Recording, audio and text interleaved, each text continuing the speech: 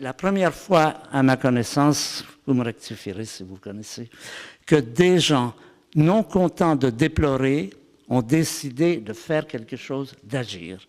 Eh bien, à ma connaissance, ça se situe à la fin du 19e siècle. Ça se passe en Californie, au moment où on vient d'exterminer 60 millions de bisons et au moment où on pêche plus de 50 000 baleines par année, à tel point qu'on s'inquiète avec justesse de leur extinction.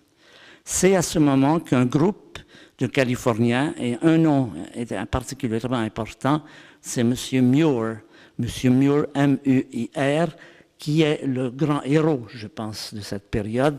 C'est lui qui fonde le Sierra Club, le premier club de personnes qui protestent et qui veulent prendre en main la situation, et qui c'est le début des grands parcs nationaux, Yellowstone, Yosemite. C'est le début du moment où on va intervenir auprès des dirigeants pour obtenir des législations, c'est-à-dire qu'on ne va pas se contenter de déplorer, on va agir, et la façon d'agir, la première, c'est d'obtenir des législations.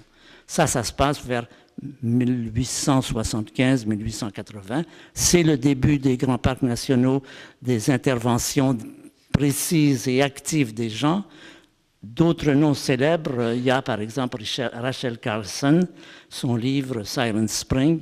C'est elle qui a réussi à faire interdire l'emploi du DDT aux États-Unis en allant directement voir le président Kennedy pour obtenir tout cela.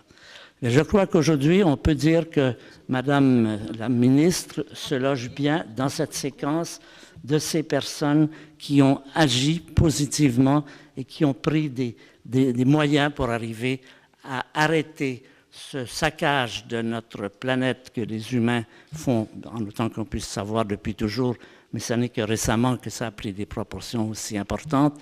Eh bien, ça, je pense que c'est une nouvelle importante aussi. Je crois que c'est un moment historique. Donc, bravo, Madame la ministre. Je crois que vous méritez d'être mis dans ce groupe, cet aéropage des gens qui ont vraiment agi sur le plan politique, sur le plan concret, pour obtenir des réussites comme celles que nous avons aujourd'hui.